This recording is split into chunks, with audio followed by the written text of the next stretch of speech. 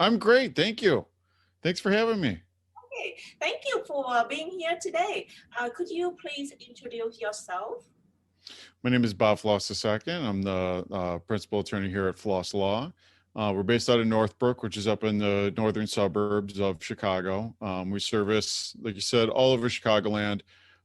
We go all the way up to the border of Wisconsin and way out to the western south suburbs. We pretty much represent real estate investors, flippers. So wherever there's an opportunity, we go with them. Awesome. And I am one of Bob's clients too, right? And I One of have, my favorites. thank you. We have been working for a while and I really appreciate all his inputs and wise advice. So I'm curious, Bob, how did you start your career in real estate in law practice? So first I was in real estate. So I was born into it, really. I have a family that we're in, my family's in real estate. So I grew up in a real estate office.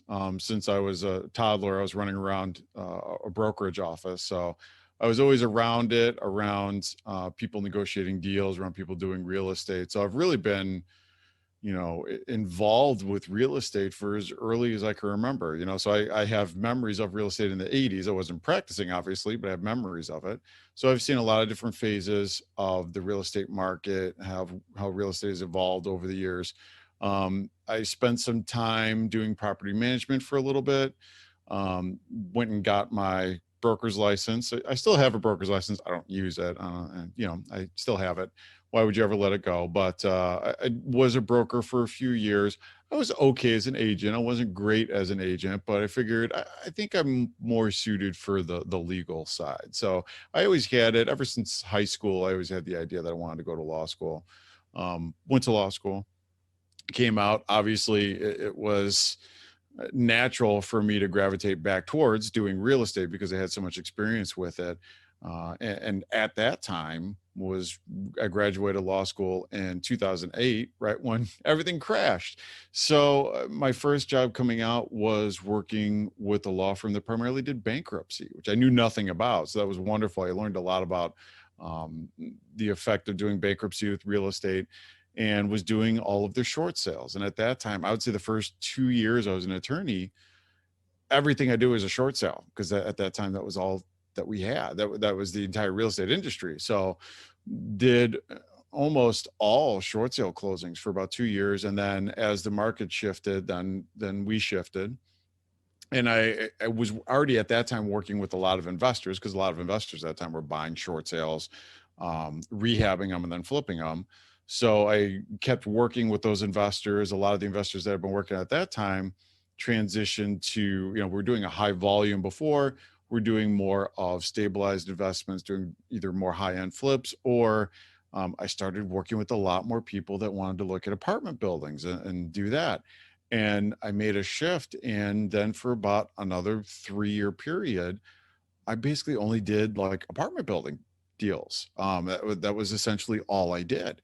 And then, as things always move in cycles. Real estate is a very cyclical business. You can't keep any sort of at least in my view, you can't keep any sort of business plan for really more than about 3 years. After about 3 years, then things kind of shift, and then you have to shift. So apartment buildings kind of died down in Chicago. They got the prices ran up.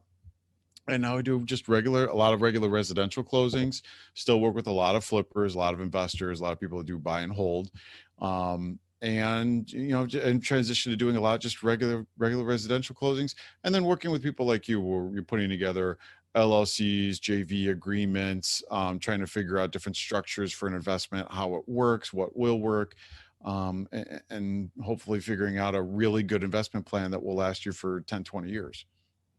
Wonderful. So in the audience, there are many foreign investors. So could you please elaborate more?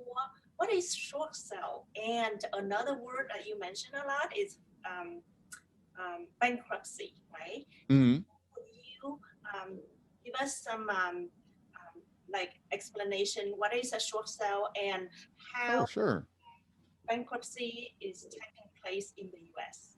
Yeah. So what happens is and this varies by state. So I'll try to give it as encompassing as I can, so everyone has an understanding of it. Essentially, either case you're looking at, either bankruptcy or short sale, the homeowner's getting into trouble. So the homeowner's fallen behind on their mortgage. The homeowner has defaulted on their mortgage. Generally, the banks will file a foreclosure after about 90 to 120 days. Generally, it's 90 days. Sometimes it's 120 days. They'll file what's called a lis pendens. A lis pendens is a foreclosure that's filed against the property. Now, at that point, the homeowner has a couple different things they can do, a couple of combinations of things they can do. One is they can, hopefully, if we get to the homeowner soon enough, we can do what's called a short sale. A short sale is where you still put the property on the market, you get an offer from a buyer, we take that contract along the list agreement with the realtor, a purchase contract from a buyer.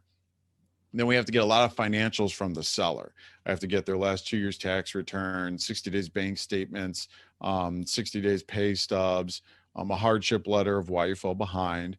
We send it all to the bank, along with a few other things, but we send everything off to the bank. And then the bank will determine, okay, well, we're owed 400,000 on this property, but the best offer you can get for it right now is 350. So we'll agree to take this reduced amount for this payoff and hopefully forgive the homeowner for the remainder.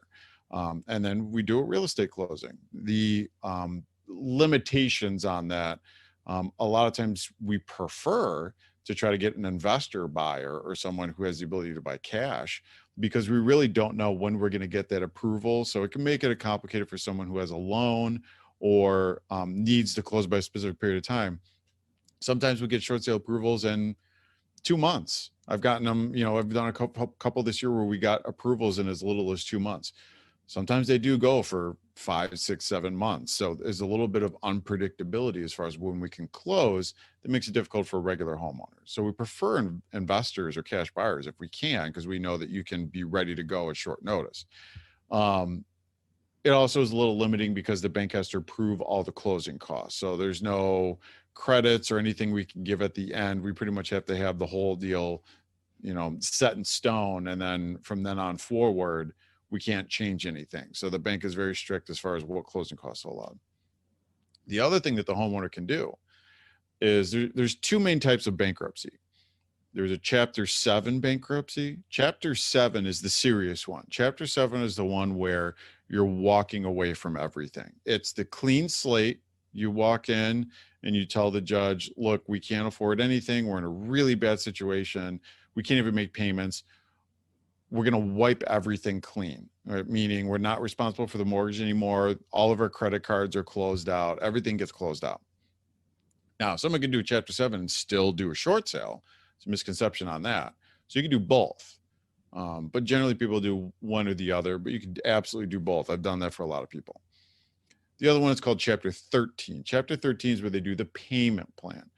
Generally, not always, but generally when someone does a Chapter 13, they're trying to catch up on their mortgage payments. So 13 is where you say we have 60 months or 60 payments to catch up on our credit card bills, catch up on our mortgage, do things like that. So generally when you have a homeowner doing a Chapter 13, it means that they want to try to keep the house, but not always. Sometimes they start making those payments and realize we're not going to be able to do this for the next 5 years, that 60-month payment plan. So sometimes they'll start out intending on that and then decide, maybe we will still do a short sale and let the house go because we just can't afford this. Because when we do that payment plan, you not only have to start making that mortgage payment again, you have to become current with the monthly payments, but now you have to make up all the payments that you missed. So now you're really making 2 payments. So some people start out doing that, and then a couple of months in, they say, we can't do this. This is too much. We can't do this anymore. So it makes for really good leads, because obviously it gives us the opportunity to find someone who has a need to sell the house. Sometimes there's deferred maintenance on it. Sometimes the properties are abandoned. So it's a good opportunity for an investor to come in and buy a property that needs a lot of work done to it. It's a value add opportunity. So it's good for everyone all around. We're helping the homeowner get out of a bad situation, and we're helping investors find really good properties for them to acquire. Great. Thank you for sharing. Yeah. We all hope that nobody has to go to that situation. So Certainly. Yeah.